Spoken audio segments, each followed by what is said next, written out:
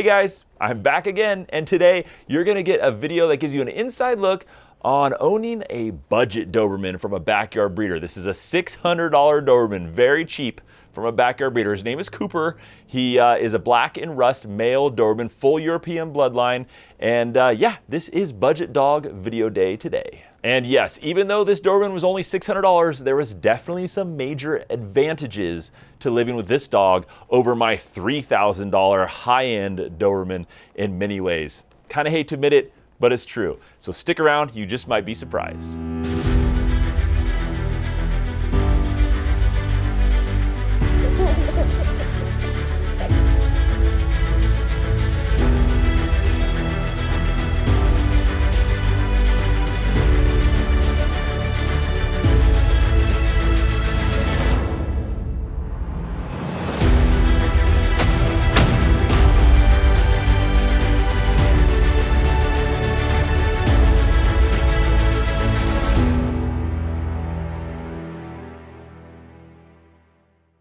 Now, if you recall, just recently I made another video where I did a deep dive into my $3,000 Doberman, my high-end Doberman, and kind of the good and the bad and the ugly of living with that dog and what that's like. That video will be linked to in the description down below, but I also did a video before that where I really compare these two dogs point for point, head to head. And if you want to check out that video, also in the description. So you got two great videos to watch after you're done checking this one out, of course, because I think this one's going to surprise you. Now, Cooper was purchased for $600 back before really I knew much about the Doberman breed, and I bought him from a couple that lived in the Sacramento area of California, and this couple had a male and a female Doberman, and they just kind of decided one day to breed those dogs together and make puppies. And really, I think that was the extent of the forethought and really the effort they put into deciding to breed these dogs. Now, this is definitely what many people would consider a backyard breeder scenario for sure. I mean, that's why the price was so cheap, right? $600. Actually, I hate to admit it, his price was actually $700, but I negotiated them down to $600. As if $700 wasn't cheap enough, right? Okay, embarrassing time is over. Let's move on. Now, Cooper was a black and rust colored male Doberman. He was a full-blooded European Doberman, and I got him about 8 weeks of age. So let's start off first with the good about the daily life with Cooper. Now, the first positive about Cooper was, of course, very obviously, he was very inexpensive. $600, that's a steal for a purebred of pretty much any breed, but especially a Doberman. And yes, he was $700, but I got him for $600. Let's forget about that. The next positive thing about Cooper is there was no complicated contracts to worry about with this backyard breeder, so to speak. Very straightforward. I actually really appreciated that. You know, some of these contracts get complicated with spaying and neutering rules and microchipping rules when you get one of their dogs. But in this case, very straightforward. Pay him the money, get the dog is mine. I actually kind of appreciated that. Another benefit to Cooper is I got to see both of his parents on site before I decided to get him, which is a huge benefit in my opinion, because you know, that's not always the case with many high-end breeders. Sometimes they stud their dogs and you don't ever see one of the parents, or and this is really nice to be able to interact with the mom and the dad, see how they behave, see how well behaved they are or are not, and how they interact with their puppies. So that was definitely a benefit to this inexpensive dog. Another benefit to my inexpensive Doberman is he was a very calm dog, which really helped his focus.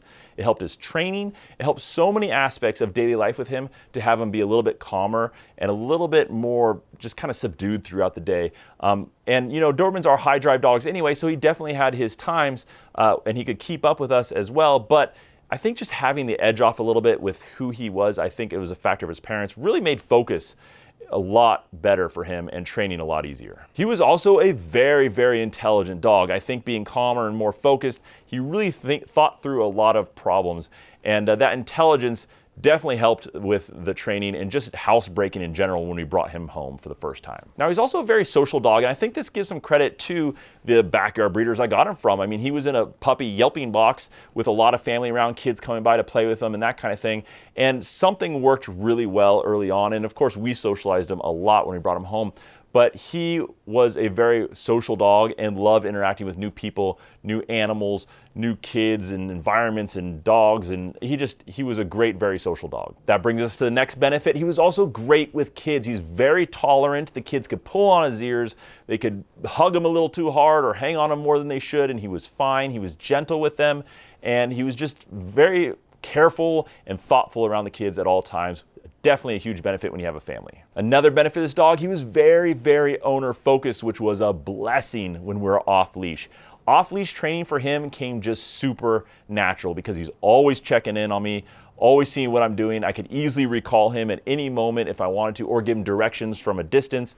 More owner focused than any other dog that I've frankly ever owned. And the last benefit was he was tested minimally for some things. I think he got tested for VWD, von Willebrand's disease. That's a blood clotting disorder that Dobermans get sometimes.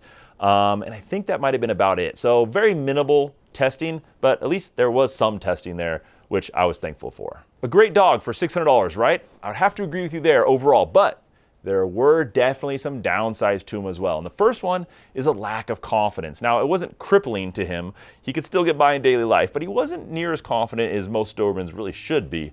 For example, he'd have to really think his way through to get past a cardboard box, for example, or around a laundry basket, or near a balloon. He'd be a little bit hesitant to go near a balloon. Very cautious, lower confidence than normal, definitely lower than an average Doberman. In fact, I did a video where I dressed up as a burglar and I snuck into my own backyard to see what he would do about it. Yes, I know what you're thinking, but check out that video. Just take a look at it if you want. It's gonna be popping up in the corner of your screen. Definitely kind of interesting, and you can certainly see his lack of confidence there. He wants to be a Doberman. He is a Doberman, a confident dog in general, but this dog in particular was a little bit on the lower side. So I'm gonna put this in the kind of not so great column. The next downside to my cheaper Doberman is he had lower drive, which isn't very common for a Doberman. They tend to have high drive, and granted, the low drive could be a blessing in certain circumstances, but still, he kind of just wanted to lounge around on the couch and relax all day long. Could be a benefit, maybe a drawback. I want to put it up as a drawback because it's not typical for the Doberman. Next drawback was he had that minimal health testing, really only like one health test done. Other than that, nothing else was done on him, so I really should have gotten him health tested myself, and actually that's one of my big regrets about owning Cooper, is I didn't go out and get him health tested myself. Another negative is he had uncropped ears when I got him from the breeder, which is definitely a downside if you plan to crop the ears. Now, if you live in another country, not in the US, it's not near as common, but in the US it's very common. Most people want their Dobermans to match the breed standard, which means that they have cropped ears. When I got him, I had to then go make an appointment with a vet, a reputable vet that crops the ears. It was a few weeks out, and we ended up cropping his ears a little bit late because of that. Definitely a downside. A lot of reputable breeders crop their ears before the dogs go to their homes, and that certainly makes things a little easier. Now, the next downside to my budget dog was his health. This dog had hepatitis of the liver, or more specifically, a copper storage disease. This was a very serious liver disease that ultimately took his life. It's something he got from his parents, a genetic thing that was passed down, and that was certainly a big downside and really a heartbreaking downside to owning this dog. Another downside is he had an unknown coefficient of inbreeding, or COI number. So in other words, I had no idea how inbred he was or wasn't.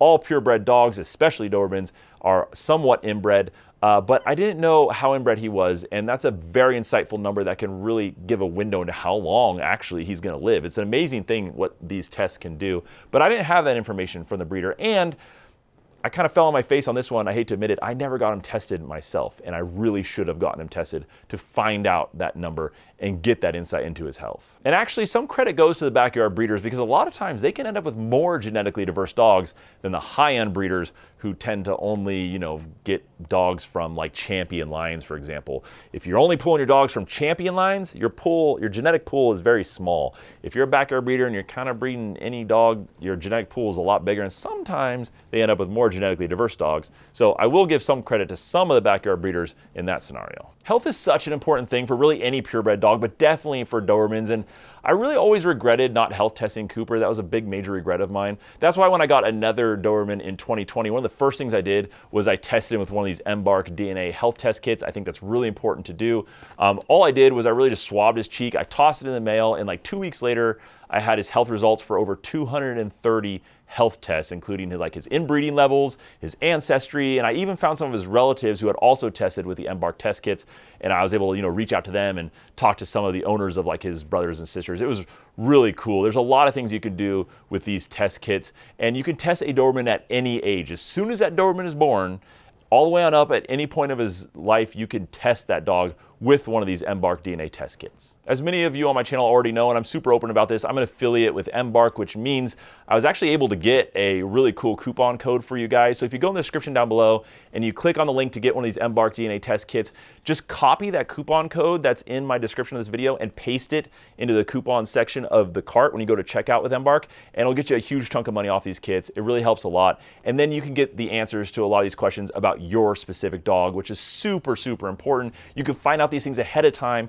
and get hopefully a jump on them along with the help of your vet, instead of just waiting for years down the road for something just to pop up out of the blue and you have no idea about it. This really provides a huge insight to your dogs, and I think it's really important to do. Also, check out the Doberman Planet DNA health testing guide in the description as well. That'll really help you out. When you get the results of those 230 health tests they do on your dog just for swabbing the cheek, you can then go to that guide on the Doberman Planet website and you can see which of those tests you should really care about, being that you're a Doberman owner. So down there, you got everything you need. The link to the test kits, a fat coupon code, which is awesome, and then that guide, which is really important, and make sure that you really get the most out of the results from Embark. Thanks so much for hanging out with me today, guys. As always, there's just a ton of different resources in the description down below to help you out at any stage in your journey with the Doberman breed. And what about you? Have you ever had a really cheap purebred dog of any type, or a really expensive one?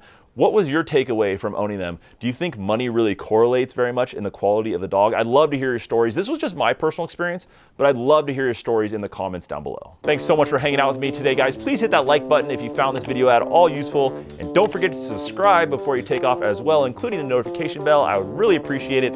That way you don't miss any of our future videos. Thanks so much, guys. I will see you next time.